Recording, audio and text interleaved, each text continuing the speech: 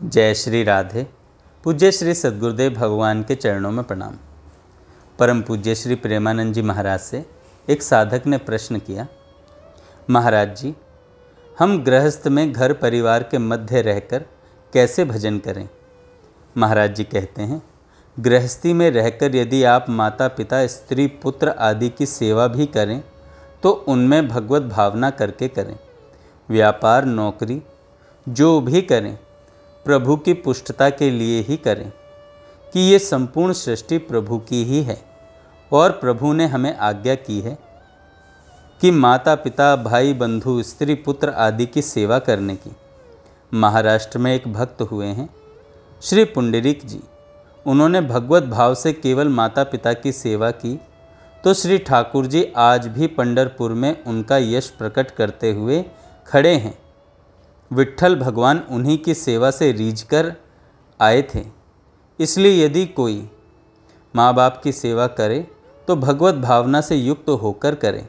नौकरी व्यापार जो कुछ भी करे वह भगवत पुष्टता के लिए करे कि हम भगवत स्वरूप स्त्री पुत्र आदि के पालन पोषण और अतिथि संत भक्त आदि की सेवा के लिए ये व्यापार कर रहे हैं। भगवत संबंध जुड़ जाने के कारण वह सब गृहस्थी के कार्य भजन ही हैं। कुछ बातों की सावधानी रखें, जैसे खान पान सात्विक हो, ऐसे लोगों का संग न हो जो बहिर्मुखी प्रवृत्ति वाले हों, धर्म विरुद्ध आचरण करने वाले हों। इस तरह से कोई गृहस्थ में रह कर के चले तो वह गृहस्थ जीवन भजन में ही है। श्रीमद् भागवत में लिखा है, जो गृहस्थ आश्रम में रहकर कुशल कर्म करते हुए प्रभु की मंगलमयी कथा वार्ता में समय बिताते हैं उनके लिए गृहस्थ जीवन बंधनकारी नहीं होता है। अरे, जब एक चक्रवर्ती सम्राट गृहस्थी में रहकर भजन कर सकता है तो एक साधारण से गृहस्थ के पास कितनी जिम्मेदारियां होती हैं। जब युद्ध भूमि में भजन हो सकता है, अर्जुन को भगवान कह रहे हैं, माम अनुस्मर युद्ध च, मेरा स्मरण करते हुए युद्ध रूपी कर्तव्य कर्म कर। फिर नौकरी व्यापार आदि तो बहुत साधारण सी बात है, उसमें तो भजन हो ही सकता है।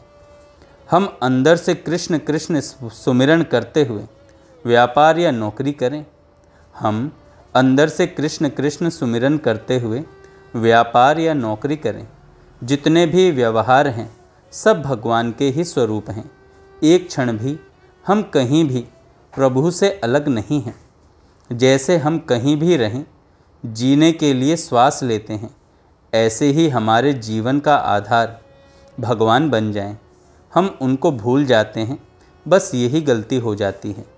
हमने नाना तत्व को स्वीकार कर लिया है, इसको सत्य मान लिया है, प्रभु को भूल गए हैं। प्रभु से अलग जो सत्ता मान ली वही बंधन कारक है। यदि हम समस्त क्रियाएं सारे संबंध प्रभु से जोड़ दें तो गृहस्थ में रह कर के भी सिद्ध हो जाएंगे। अगर हम एकांत जंगल में बैठकर विषय चिंतन करते हैं तो यह वनवास नहीं है।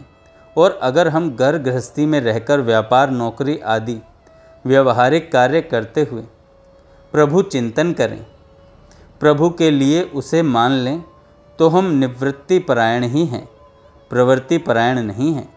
प्रभु ने श्री गीता जी में अपनी प्राप्ति का जो सुदृढ़ भाव बताया है वहाँ विरक्त या गृहस्थ कुछ नहीं कहा। प्रभु बोले हैं,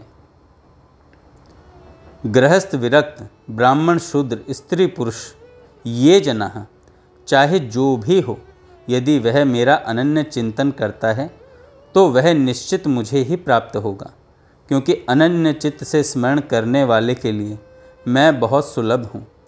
अतः केवल अखंड चिंतन से भगवत प्राप्ति होती है। भगवत चिंतन में न गृहस्थी बाधक है और न विरक्ति सहायक। गोपियाँ कोई सन्यासिनी या वैरागिन नहीं थी, लेकिन कौन सा ऐसा सन्यासी या विरक्त है जो गोपियों की चरण धूलि में नहीं लौटा? कौन सा ऐसा सन्यासी या वैरागी है जो गोपियों की चरण धूलि में नहीं लौटा? श्री सुखदेव जी से बड़ा कोई परमहंस वैरागी नहीं है। वे भी सादर गोपियों के चरित्रों का गान कर रहे हैं, उनकी प्रशंसा कर रहे हैं। ब्रज गोपियाँ धन्य हैं क्योंकि इनकी चित्तवृत्ति अखंड रूप से श्री कृष्ण में लगी हुई है। ये दूध निकालते हुए, दधी मंथन करते हुए, धान कूटते हुए, घर लीपते हुए, रोते हुए बालकों को चुप कराते हुए, उन्हें झूला झुलाते हुए, घरों को झाड़ते बुहारते अर्थात सारे काम काज करते हुए भी अश्रुपूरित नेत्रों से युक्त होकर गदगद कंठ से श्री कृष्ण के निरंतर गुणगान करती रहती हैं। उद्धव जी जैसा ज्ञानी कौन होगा? साक्षात बृहस्पति जी के शिष्य हैं, लेकिन वे भी गोपियों की चरण धूलि की याचना कर रहे हैं। वंदे नंद ब्रज स्त्रीणाम पादरेण मुभीक्षणश यासाम हरि कथोद गीतम पुनाति भुवनत्रयम्।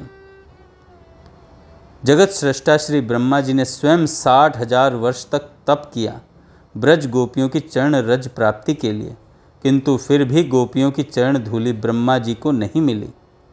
ब्रह्मा जी को नहीं मिली। अब बताओ, कब भस्म लगाई शरीर में गोपियों ने? कब माला लेकर जप किया?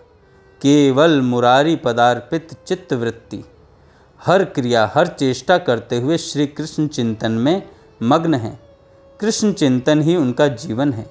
ये सार बात है। उसका परिणाम क्या है?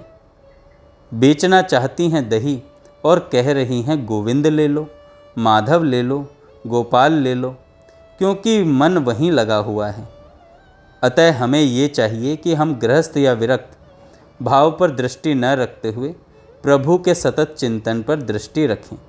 नौकरी चाकरी आदि में भजन करना कोई बहुत कठिन काम नहीं है। जय श्री राधे।